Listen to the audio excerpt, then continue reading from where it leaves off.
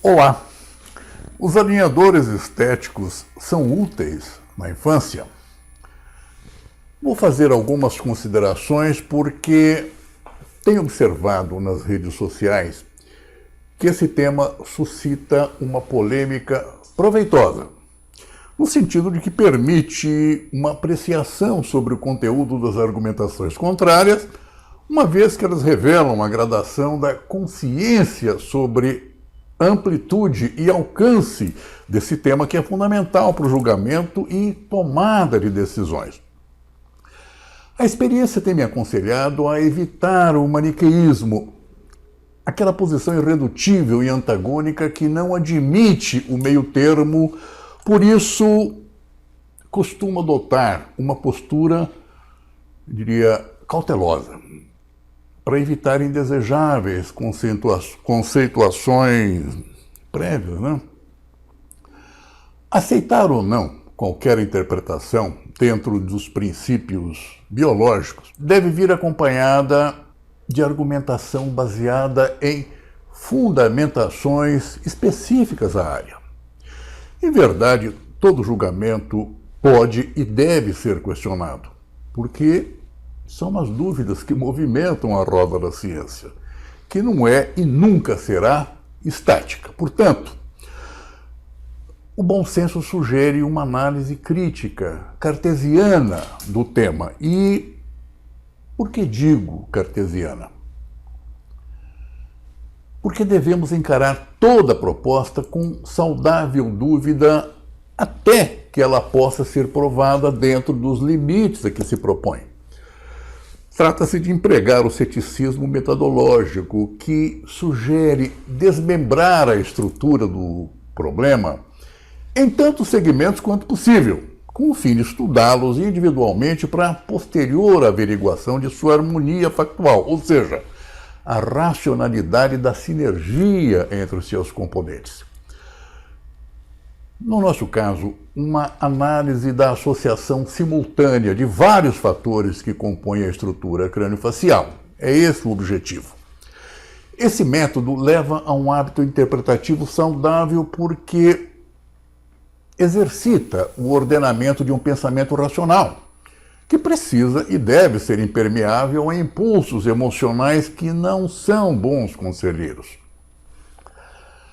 Como estamos considerando aquela faixa etária onde o processo de crescimento e desenvolvimento está em curso, é inevitável que os fenômenos envolvidos devam estar na pauta das considerações.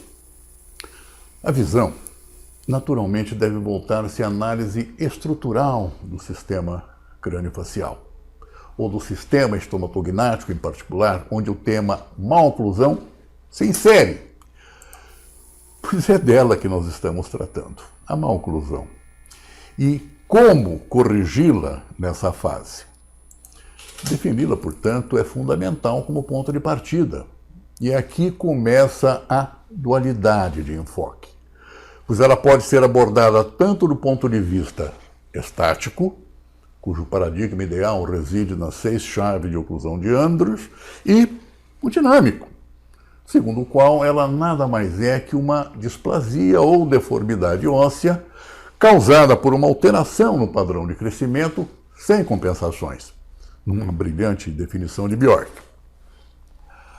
Portanto, um enfoque é estático, o outro dinâmico. E há diagnóstico específico para ambas as abordagens. Essas são premissas para conduzir a reflexão. Respondendo agora à pergunta inicial: posso usar alinhadores estéticos na infância? Se for apenas para corrigir dentes desalinhados, é claro que pode. Qualquer método serve. E quanto mais simples ou menos trabalhoso, melhor, uma vez que a exigência é limitada. Basta um diagnóstico 3D limitado ao segmento dentoalveolar para a confecção de setups que permitem excelentes oclusogramas para alinhadores e seguir um protocolo com esses dispositivos terceirizados, que facilitam sobremaneira o alinhamento e nivelamento desejados. Repito, sob o ponto de vista estático. Porém, Se o diagnóstico expandir-se para o sistema crâniofacial, então o panorama é outro, uma vez que as exigências dinâmicas e interativas entre seus constituintes serão outras. Isso me parece óbvio e inúmeras dúvidas naturalmente afloram, dando margem à arte de fazer perguntas que nos levam a vasculhar o que sabemos ou o que precisamos saber. E é por meio desses questionamentos que somos levados a conclusões e optar por caminhos antes insuspeitados. Mas vamos a algumas considerações que vão permitir uma autoanálise. Vamos lá. Então, faça a si próprio perguntas e procure respondê-las. Como, por exemplo, 1. Sabe identificar aqueles padrões rotacionais de bases ósseas que possam estar na gênese de vários tipos de más oclusões? Ou então, 2. A terapia com alinhadores leva em consideração as displasias resultantes de alterações no padrão de crescimento e desenvolvimento e tem condições de reorientá-las? Ou ainda, 3. O diagnóstico focado na área dentoalveolar fornece informações suficientes?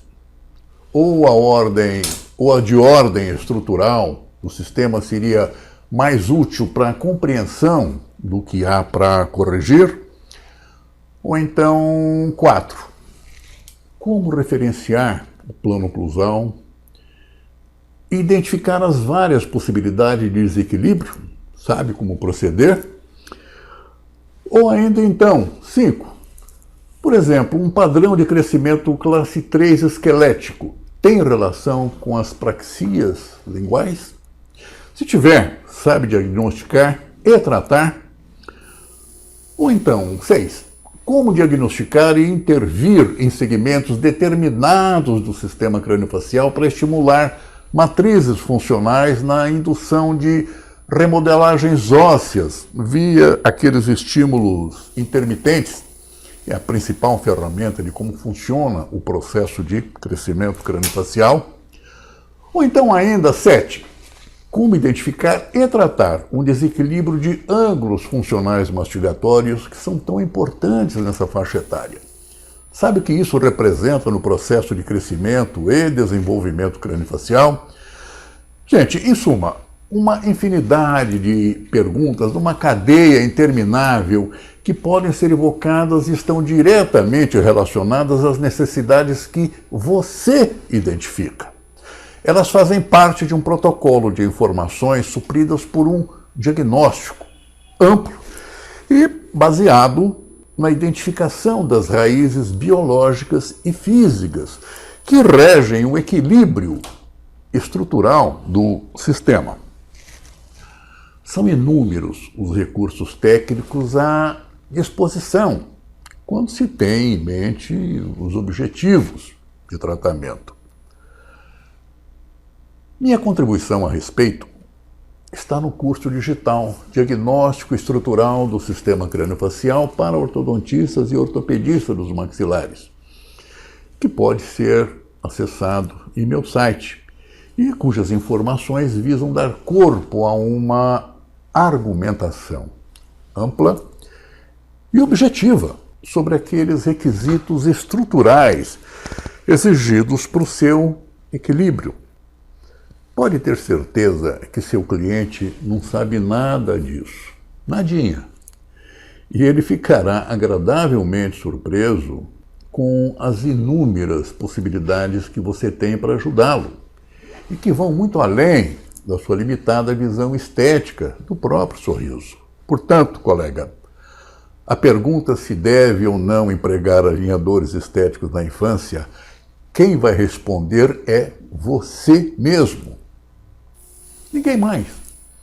Uma vez que depende do seu conhecimento e do seu nível de exigências, que será tanto maior quanto mais informações necessita para suas necessidades. Um forte abraço. Mais vídeos podem ser acessados no meu canal do YouTube, cujo endereço pode ser visto no final desse vídeo.